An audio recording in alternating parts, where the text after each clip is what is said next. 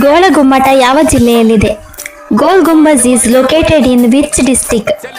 A Vijayanagara, B Vijayapura, C Bidar, D Mysuru.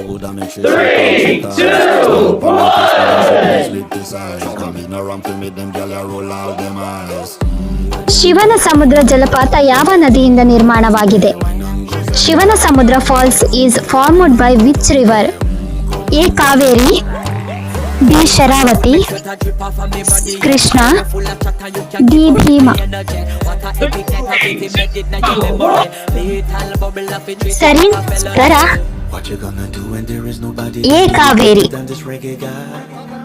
ಶಿವನ ಸಮುದ್ರ ಜಲಪಾತವು ಏಷ್ಯಾ ಖಂಡದ ಮೊದಲ ಜಲವಿದ್ಯುತ್ ಕೇಂದ್ರವಾಗಿದ್ದು, ಕಾವೇರಿ ನದಿಯಿಂದ ನಿರ್ಮಾಣವಾಗುವ ಈ ಜಲಪಾತ ಮಂಡ್ಯ ಜಿಲ್ಲೆಯ ಮಳವಳ್ಳಿಯಲ್ಲಿ ಗಗನಚುಕ್ಕಿ ಹಾಗೂ ಭರಚುಕ್ಕಿ ಜಲಪಾತಗಳನ್ನು ನಿರ್ಮಿಸಿದೆ.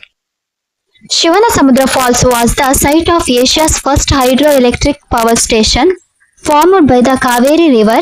This waterfall creates the Gaganachukki and Bharachukki falls at Malavalli in Mandya district.